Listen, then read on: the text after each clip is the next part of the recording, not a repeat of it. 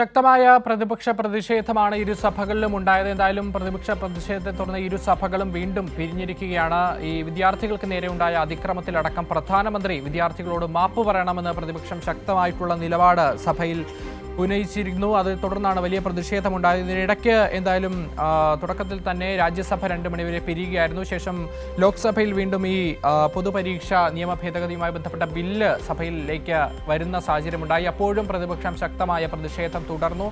അതിനെ തുടർന്ന് ലോക്സഭയും 2 മണിവരെ പിരിഞ്ഞിരിക്കുന്നുവെന്ന് സ്പീക്കർ ഓം ബിർള അറിയിച്ചിരിക്കുകയാണ്. എന്തായാലും ധർമ്മേന്ദ്ര പ്രധാന്റെ രാജിക്ക് ശേഷമുള്ള ആദ്യ പാർലമെന്റ് സമ്മേളനത്തിലും ശക്തമായ പ്രതിപക്ഷ പ്രതിഷേധത്തെ തുടർന്ന് സഭാ നടപടികൾ മുന്നോട്ട് കൊണ്ടുപോകാൻ സാധിക്കാത്ത ഒരു സാഹചര്യം. അത്തരത്തിൽ വലിയ പ്രതിഷേധം തീർക്കുന്നു ഇരു സഭകളിലും പ്രതിപക്ഷം എന്നുള്ളതാണ്. വിവരങ്ങളുമായി വിഷ്ണു തലവൂരാണ് ചേരുന്നത്. വിഷ്ണു, വലിയ പ്രതിപക്ഷ പ്രതിഷേധത്തെ തുടർന്ന് വീണ്ടും 2 മണിവരെ ഇരു സഭകളും പിരിഞ്ഞിരിക്കുകയാണ്. വിവരങ്ങൾ. പക്ഷേ എന്തായാലും വലിയ പ്രതിപക്ഷ പ്രതിഷേധം തന്നെയാണ് ഇരു സഭകളിലും അരങ്ങേറിയത്. പ്രത്യേകിച്ച് അമിത്ഷാ ഈ സഭയിൽ മറുപടി പറയണം. ഈ ഒരു പ്രസ്താവന, അതായത് വിദ്യാർത്ഥികൾക്കെതിരായിട്ടുള്ള പ്രതിഷേധത്തിൽ അമിത്ഷാ പ്രസ്താവന നടത്തണമെന്ന് ആവശ്യപ്പെട്ടുകൊണ്ടാണ് വലിയ പ്രതിഷേധം ഇരു സഭകളിലും ഇന്ന് അരങ്ങേറിയത്. ഏതായാലും ലോക്സഭയിൽ ഇപ്പോൾ പ്രതിപക്ഷ പ്രതിഷേധത്തിനിടെ ചോദ്യപേപ്പർ ചോർച്ച തടയുന്നതുമായി ബന്ധപ്പെട്ട ബിൽ ഇപ്പോൾ കേന്ദ്ര സർക്കാർ ടേബിൾ ചെയ്തിരിക്കുകയാണ്.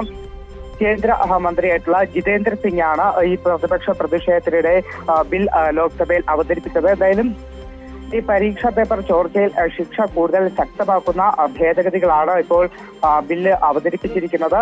അതിൽ തന്നെ ഈ ചോദ്യപേപ്പർ ചോർച്ച വിഷയങ്ങളിൽ വിചാരണ 3 മാസത്തിനകം തന്നെ പൂർത്തിയാക്കണം.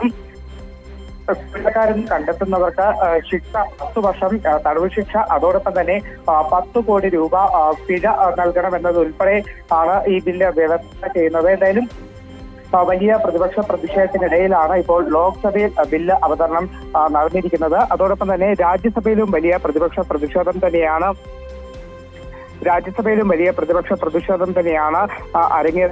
അരങ്ങേറിയത്. പ്രത്യേകിച്ച് വിഷയം, അതായത് ഈ വിദ്യാർത്ഥികൾക്കെതിരായിട്ടുള്ള പോലീസിന്റെ അതിക്രമം, പ്രത്യേകിച്ച് പെല്ലറ്റ് ഗൺ വിദ്യാർത്ഥികൾക്കെതിരെ ഉപയോഗിച്ചത്, ബീഹാറിൽ പ്രതിഷേധിച്ച വിദ്യാർത്ഥികൾക്കെതിരെ പോലീസ് AK-47 ഉപയോഗിച്ചിരുന്നു. അപ്പോൾ ഇതൊക്കെ തന്നെ അടിയന്തരമായി സഭ നിർത്തിവെച്ചുകൊണ്ട് ചർച്ച ചെയ്യണം. ഈ കാര്യങ്ങളിൽ കേന്ദ്ര ആഭ്യന്തരമന്ത്രി അമിത്ഷാ ഇരു സഭകളിലും പ്രസ്താവന നടത്തണം എന്നൊരു ആവശ്യം തന്നെയാണ് എന്തായാലും പ്രതിപക്ഷം മുന്നോട്ട് വെച്ചത്. ശക്തമായ പ്രതിപക്ഷ പ്രതിഷേധത്തെ തുടർന്ന് ഇപ്പോൾ ഇരു സഭകളും 2 മണിവരെ നിർത്തിവെച്ചിട്ടുണ്ട്. അക്ഷയ്, വിഷു, 2 മണിക്ക് സഭ ചേരുമ്പോഴും പ്രതിപക്ഷത്തിന്റെ ആവശ്യങ്ങൾ അത് പരിഗണിച്ചില്ല. പ്രധാനമന്ത്രി മാപ്പ് പറയുന്ന അടക്കമുള്ള കാര്യങ്ങളിലേക്ക് കടന്നില്ല എങ്കിൽ വീണ്ടും ശക്തമായ പ്രതിഷേധം തുടരാൻ തന്നെ ആയിരിക്കുമല്ലേ പ്രതിപക്ഷത്തിന്റെ ഭാഗത്തുനിന്നുണ്ടാകുന്ന നീക്കം? അക്ഷയ്, തീർച്ചയായിട്ടും അത്തരത്തിൽ തന്നെയായിരിക്കും. വലിയ പ്രതിഷേധം ഉയർത്താൻ തന്നെയാണ് പ്രതിപക്ഷത്തിന്റെ തീരുമാനം എന്ന് പറയുന്നത്.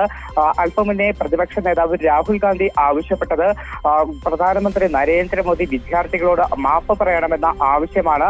നേരത്തെ തന്നെ രാഹുൽ ഗാന്ധി ഇക്കാര്യം ഉന്നയിച്ചതാണ്. പ്രതിപക്ഷ നേതാവ് രാഹുൽ ഗാന്ധി ആവശ്യപ്പെടുന്നത് ബീഹാറിൽ ഈ വിദ്യാർത്ഥികൾക്ക് നേരെ AK-47 ഉപയോഗിച്ചത് ഒരു കാരണവശാലും അംഗീകരിക്കാൻ കഴിയുന്ന വിഷയമല്ല. കാരണം ഈ രാജ്യത്തെ വിദ്യാർത്ഥികൾക്കെതിരെയാണ് ഇത്തരത്തിൽ AK-47 ഉപയോഗിച്ചത്. എന്തായാലും ഈ വിഷയങ്ങളിലൊക്കെ തന്നെ അടിയന്തരമായി ചർച്ച വേണം. പ്രധാനമന്ത്രി നരേന്ദ്രമോദി രാജ്യത്തെ വിദ്യാർത്ഥികളോട് മാപ്പ് പറയണമെന്ന ശക്തമായ ആവശ്യമാണ് പ്രതിപക്ഷ നേതാവ് രാഹുൽ ഗാന്ധി മുന്നോട്ട് വയ്ക്കുന്നത്.